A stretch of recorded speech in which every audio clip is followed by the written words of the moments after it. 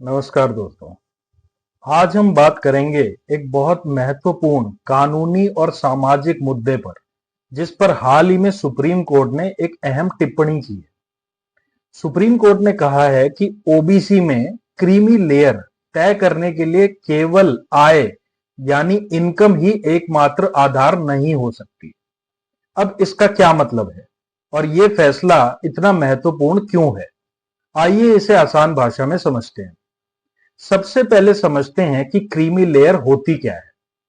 भारत में पिछड़े वर्गों यानी ओबीसी को शिक्षा और नौकरियों में आरक्षण दिया गया है, लेकिन इस आरक्षण का फायदा समाज के वास्तव में पिछड़े लोगों तक पहुंचे, इसके लिए एक व्यवस्था बनाई गई जिसे क्रीमी लेयर कहा जाता है। इसका मतलब यह है कि ओबीसी वर्ग के ऐसे लोग जो आर्थिक और सामाजिक रूप से काफी आगे बढ़ चुके हैं, उन्हें आरक्षण का लाभ नहीं दिया जाता। फिलहाल क्रीमी लेयर तय करने के लिए एक आय सीमा तय की गई है।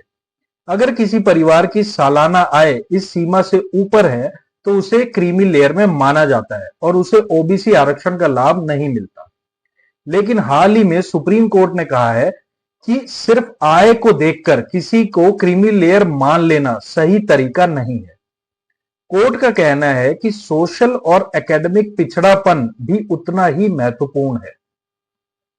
उदाहरण के लिए किसी परिवार की आय थोड़ी अधिक हो सकती है, लेकिन इसका मतलब यह नहीं कि उस परिवार ने सामाजिक भेदभाव या पिछड़ेपन की समस्याओं से पूरी तरह मुक्ति पा ली है।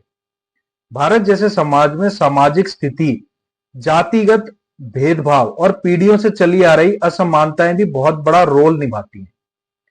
इसलिए कोर्ट ने यह संकेत दिया है कि क्रीमी लेयर तय करने के लिए केवल आर्थिक स्टैंडर्ड पर्याप्त नहीं है। हालांकि इसका यह मतलब नहीं है कि आय का महत्व खत्म हो गया है।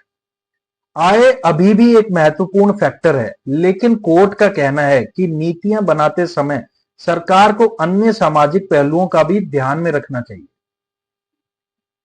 इस टिप्पणी का असर आगे चलकर ओबीसी आरक्षण की नीति और क्रीमी लेयर की परिभाषा पर पड़ सकता है। अगर भविष्य में सरकार या न्यायपालिका इस दिशा में बदलाव करती है तो संभव है कि क्रीमी लेयर तय करने का तरीका पहले से अधिक व्यापक और संतुलित बनाया जाए। दोस्तों, यह मुद्दा सिर्फ कानून का नहीं बल्कि सामाजिक न्याय और समान अवसर का भी है। इसलिए आने वाले समय में इस विषय पर और भी बहस और कानूनी विकास देखने को मिल सकते हैं। आप इस फैसले के बारे में क्या सोचते हैं? क्या क्रीमी लेयर तय करने में सिर्फ आय को ही आधार होना चाहिए या फिर सामाजिक पहलुओं को भी बराबर महत्व मिलना चाहिए? अपनी राय कमेंट में जरूर बताइए। अगर आपको ऐसे ही सरल भाषा में कानूनी विषयों की जानकारी चाहिए तो चैनल को सब्सक्राइब करना ना भूलें। धन्यवाद।